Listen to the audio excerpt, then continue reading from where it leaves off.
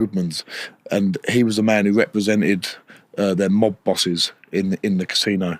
Wow. In the casino film, there's a lot of history there and a lot of politics that goes on within Vegas, and what a place it was, and the hospitality there was amazing. A lot of our fans brought about 300-400 fans from England over there. They all stayed in the hotel. Wow. And really old school place. It's like going back to 1985 and you're in old school Las Vegas. So what a place it was, and that was brilliant for my preparation, because I had a base, I had my recovery in there, the hot pools, the cold pools, somewhere just to relax and chill and have some good food, because around Vegas there's not the best food and options, but that Oscar Steakhouse was fantastic. Yeah. You talk about fighting abroad in Las Vegas. How different is it to fighting in front of an English crowd and an environment that you're sort of used to, where these are like, you think of Las Vegas, you just think of massive shows, big lights, everything's bigger and better. Yeah, this is quite interesting actually. This was quite a small show really, because it was in the Chelsea. It's only about 3,000-4,000 people venue, but my fans made up the majority of it. As I said, about 400 fans, and that was still great. What was more different is the fact that you've got a different commission, different officials, different way of doing things, different drugs testing, and it's all a new environment. But that's good for me, because when I go back there in maybe 4, 5, 6 fights time and fight in America again, then I'm in a great position to know that I've already done all this before. Yeah. Some boxers, so I know there was one boxer, I can't remember his name now, but he went to fight in Africa. And as he's gone to fight in Africa, he said they played some dirty tactics out there. The hotel will all of a sudden... Wrong hotel and exactly, not good food, putting you in a bad place. That's exactly, yeah. You've got to be careful. These things are all underhanded things that happen in boxing. Boxing can be a Wild West sport sometimes, There's no barriers to entry into boxing. If I wanted to turn around and say I'm stopping boxing and become a boxing manager right now, if you wanted to become a boxing manager, you can, which is a great thing about it, because there's no barriers, but... There's a lack of regulations going into it, which is a good and bad thing, because you get some interesting characters in boxing. Have you experienced anything dodgy? Nothing really. I'm very lucky to have a great team. Adam Morley, my management, and some great advisors around me. Matchroom Boxing, a very stand-up company. Eddie Hearn and Barry Hearn always pay their fighters on time. Great characters. The story between them two is amazing, and just very, very privileged to be in a position I'm in. Come from my own hard work, and I've just got to keep going. And as long as I keep performing, I'll be all right. Yeah. What's the main difference between Matchroom Boxing and Queensberry? So you got Frank Warren on one side, and you got Eddie Hearn the other side. Like, is there certain things that come in the air when you're thinking, I want to go towards this company more than the other? Well, I don't have much experience with Frank Warren, and I still regard Frank Warren as a legend, a Hall of Fame promoter. Promoted some of the best fighters in the world, and to still be around in the game now, in a world like boxing, he's got to be well respected. But the one thing I can say, and I have noticed, is the production of the shows at Matchroom are second to none.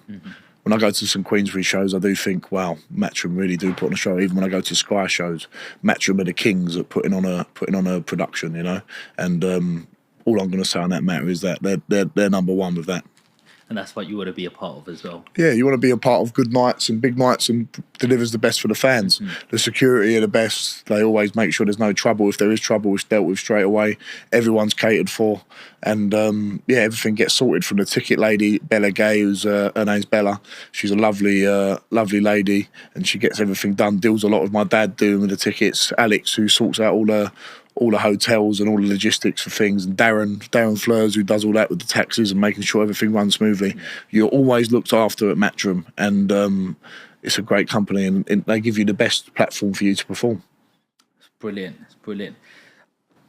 What about in terms of the fight you had with Armstrong? Yeah. That was for a title fight? My first title fight, the Southern Area title fight. The first time the Southern Area has been fought for since 2018, when Daniel Dubois fought, what's his name?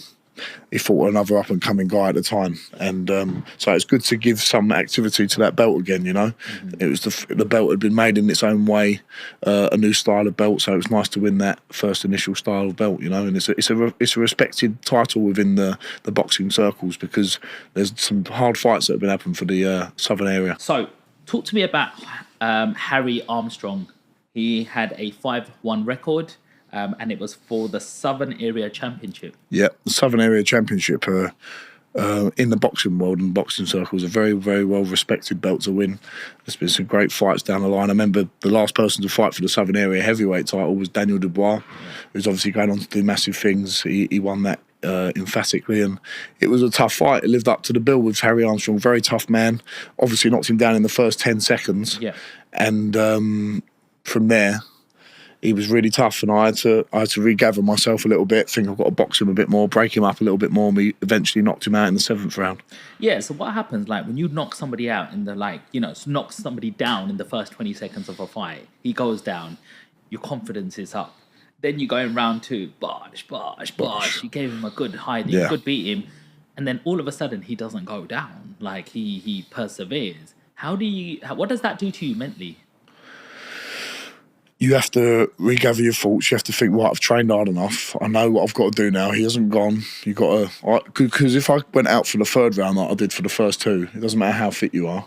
If you're going at sprinting at 100 miles an hour, you can't sustain that. So I thought, just box behind the jab. I was still winning the rounds, and get him when the time comes. And that round 7 belt, when the bell and the ring cards went up for round 7, I thought, right, there's only 4 rounds to go now. I can unload a little bit more. I've conserved my energy well. He'd be feeling the pace as well.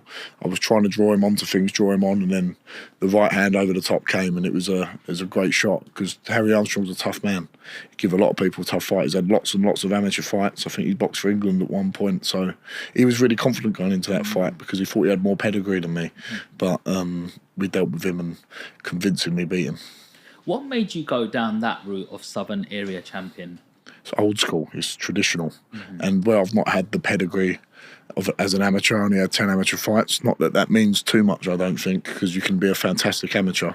You still got to start again when you turn professional. It's a different sport. But it's a traditional belt to win. I'd love to do the traditional route, Southern Area, English, British, Commonwealth. And it just made perfect sense at the time to have a title fight of that sort and get a bit of legitimacy in my career. So people who did think I'm just a ticket seller, that's all I am. I've won a professional belt here that other people would like to have.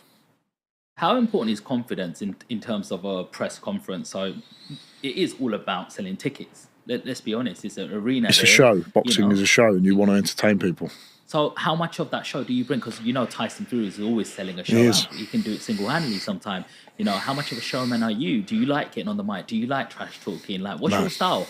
I'm not a trash talker, but what I think people like to buy into is someone who's authentic and trying to be themselves. And that doesn't mean be boring and say nothing and just fight and don't engage with people. It's about engaging with people, but not being fake, not being false, letting people know your personality.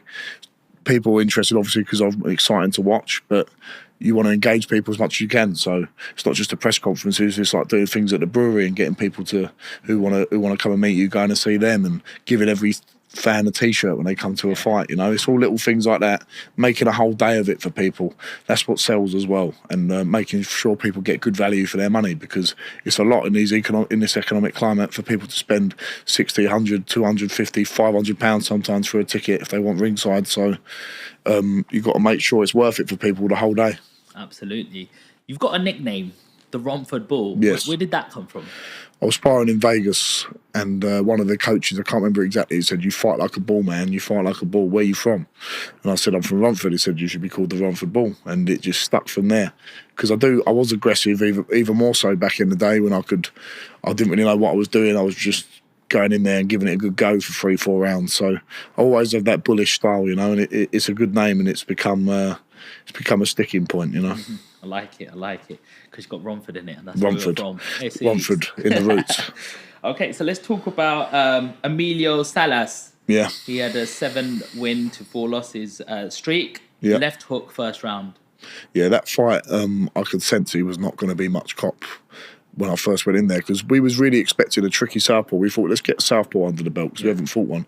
He was a Golden Gloves champion back in America in his amateur days, so he's had great pedigree. But I think in the build up to the fight, I could sense a bit of fear within him, and I just don't think he fancied it when we got in the ring. Where's that intuition of sensing that fear come from? Not making eye contact when we're in the face off. So Bit twitchiness in the eyes. Is eye contact really important? Shakiness in the body. I think you can sense a lot from Wow. that. I remember I walked out, always look at the venue before I fight when I get there. Okay. He was there as well, and he was nervous. I could sense it, and I think even with that cuffing shot on the left hook around the side, it weren't a clean shot, but you could still feel the power, and I don't think he fancied it too much, so that was disappointing. So he went